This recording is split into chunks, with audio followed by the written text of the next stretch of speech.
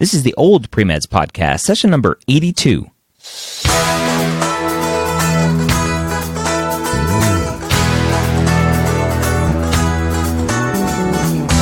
You're a non-traditional student entering the medical field on your terms. You may have had some hiccups along the way, but now you're ready to change course and go back and serve others as a physician. This podcast is here to help answer your questions and help educate you on your non-traditional journey to becoming a physician. Now, welcome to the OldPreMeds podcast. My name is Dr. Ryan Gray, and I'm your host here today and every week here at the OldPreMeds podcast. If you are new to this podcast, thank you for joining us for the first time today. I welcome you. I hope you get a lot of great information out of the podcast. Don't forget to subscribe to this podcast in your favorite podcast app, whether that's a podcast app on the iOS device or Google Play Music or Podcast Addict on an Android device, whatever. If you need help subscribing to the podcast, go to medicalschoolhq.net/how-to-subscribe. Again, that's medicalschoolhq.net/how-to-subscribe. All right, so let's go ahead and dive into the question this week. Again, we take our questions directly from the oldpremeds.org forums, where our guest this week, or our poster this week, is asking about working full-time and still fitting in extracurriculars.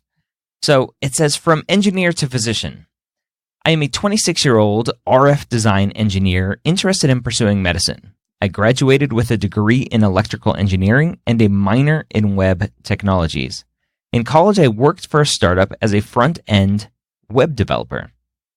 I didn't think the startup was the right decision for my career and left when I got an offer for my current job.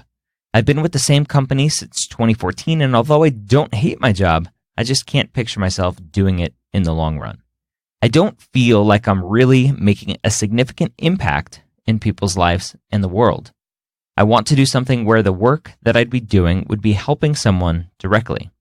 It's something that I think I've always wanted to do, but was steered in a different direction because of what I thought was more practical for me. My plans. I made my decision to pursue medicine just a few months ago in April. Ever since then, I've mainly just been planning things out, gathering information, and looking for volunteer work. Here's what I have so far at a high level. Number 1, get some clinical experience in a hospital/free clinic. Number 2, participate in community service projects and events. Number 3, get into a formal post-bacc program where I'll participate in research. Planning to apply for fall 28 semester. Med school, residency, etc. My concerns. My biggest concern right now is actually getting clinical volunteering experience. The post-bacc program I want to get into seems to favor applicants that have some clinical experience.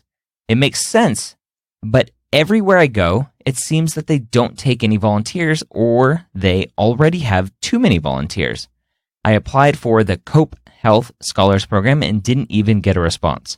I have a list of about 20 free clinics that I've called, and so far none are taking any volunteers. Is there a better way to approach this?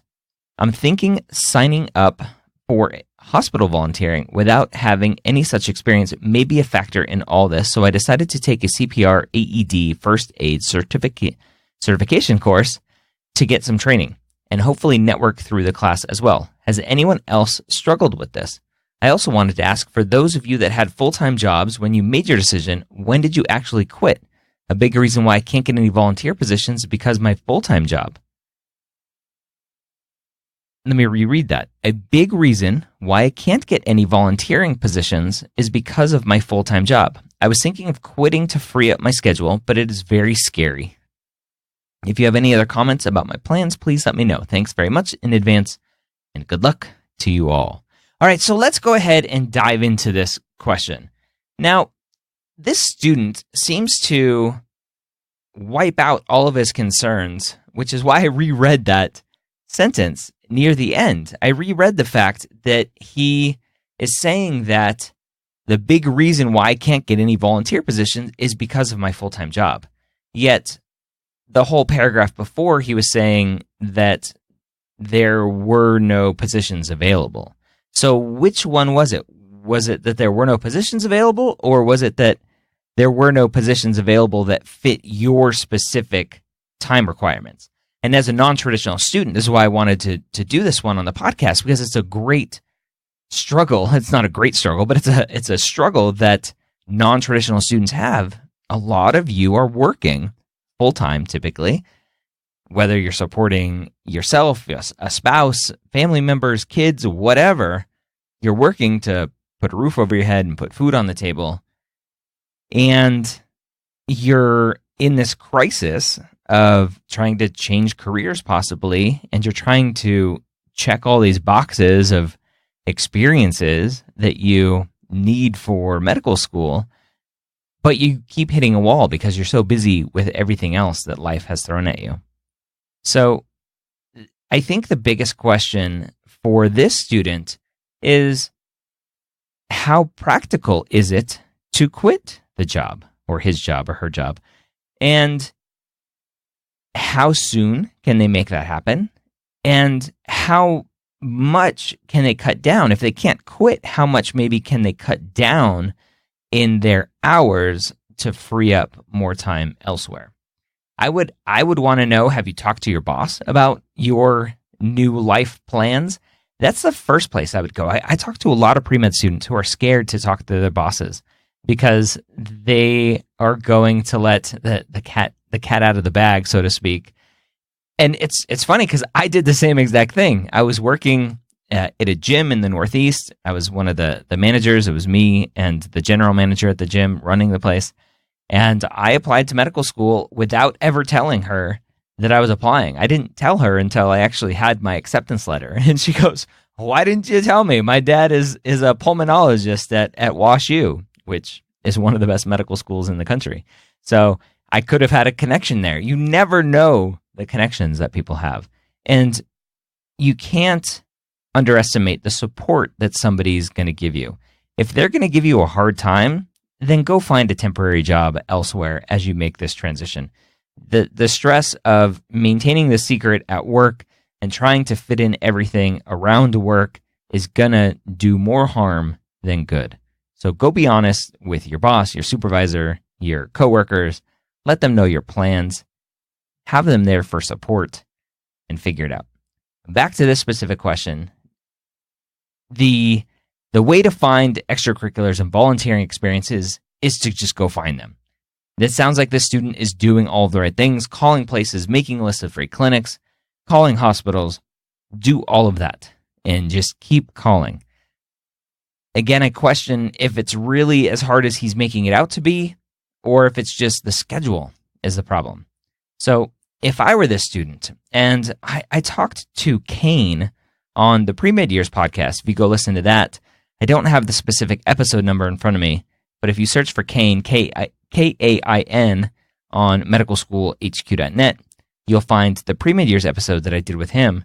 He transitioned. He was a big non-trad. He's now at University of Central Florida. His piece of advice that he would give students, non-traditional specifically, is make the jump sooner.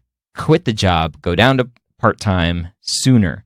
Don't try to hold everything together and do all the pre-med stuff on the side. And that's what I would recommend to this person.